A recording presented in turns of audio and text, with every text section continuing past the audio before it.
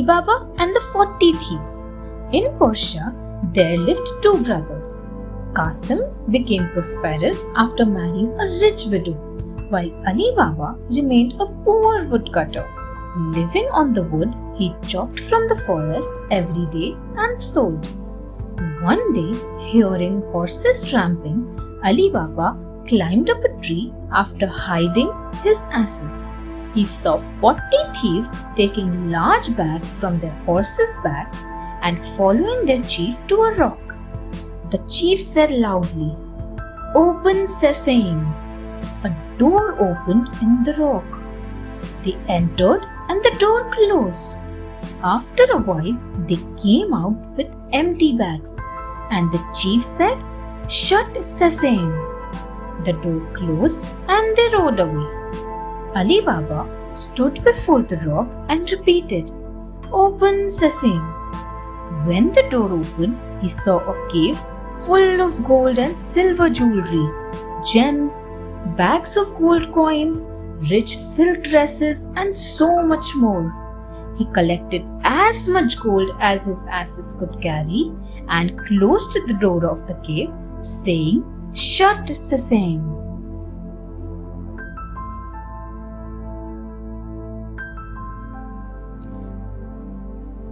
Alibabas Secret. When he reached home, Alibaba carried in the bags containing the treasure and tightly closed all the doors and windows. Then, in whispers, he told his wife all about his strange adventure and warned her not to talk of it to anyone. She promised not to say a word. Later, she borrowed scales from Kassam's wife to measure the gold. Kassam's wife wondered what Alibaba's wife wanted to weigh, so she quietly stuck a little dough on the scale when she gave it to her. When the scales were returned, she discovered Alibaba's secret, for a piece of gold was stuck to it. She told Kassam.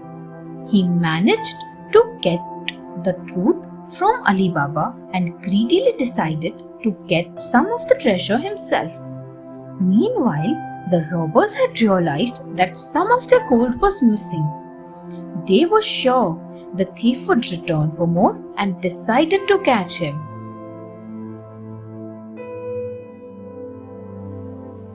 Kassams Greet. Kassam went to the cave and stuffed a lot of gold into bags. But in his excitement, he forgot the magic words for getting out and was trapped. When the robbers returned, they cut him to pieces and they hung up the pieces. Kassam's worried wife sent Alibaba to search for Kassam. He found his body in the cave and carried it home with some more gold. Marina, Kassam's clever maid, opened the door and he told her everything. "We must stitch up his body and bury him without anyone knowing the truth," said Alibaba. Marina quietly brought an old cobbler named Mustafa, blindfolded, to Kassam's house and gave him some gold to stitch up his body. After that, she led him back to his house. Then Kassam's death was announced. After that day, Alibaba and his wife moved to Kassam's house to live and to look after his family.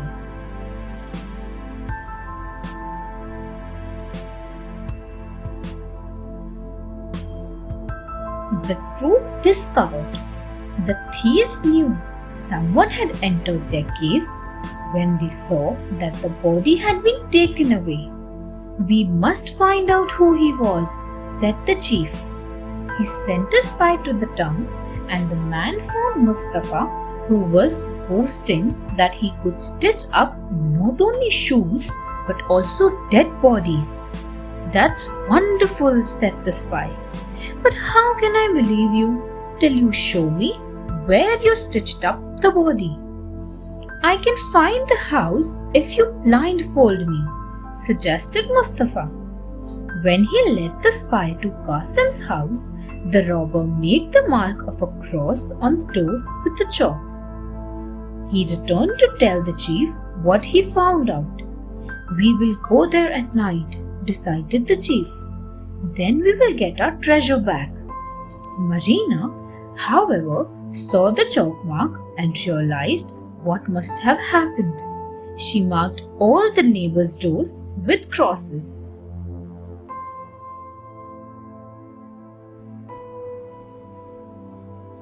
The oil merchant. A few times, two thieves came for their treasure but couldn't find the house at night. Finally, the chief himself went and he was able to remember the house even without the chalk mark.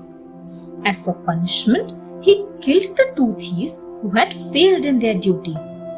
That night, he disguised himself as an oil merchant carrying 2 jars each on 19 mules. Only one of those jars contained oil. The rest hid the armed robbers inside. He found Alibaba sitting outside his house. Going politely to him, the chief requested, "Sir, I am a stranger, here to sell this oil. It's late to seek a place to stay. May I rest in your house so that I may sell this tomorrow in the market?" Alibaba, not recognizing the robber, invited him to rest.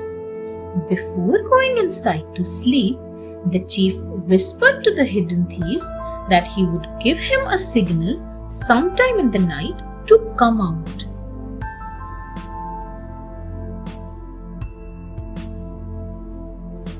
Clever Marina.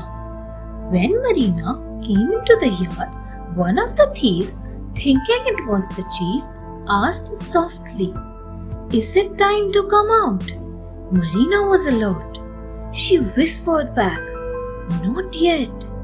Then peeping into the jars, she found the robbers. Quickly, she brought boiling oil and poured it into the jars, killing all the robbers.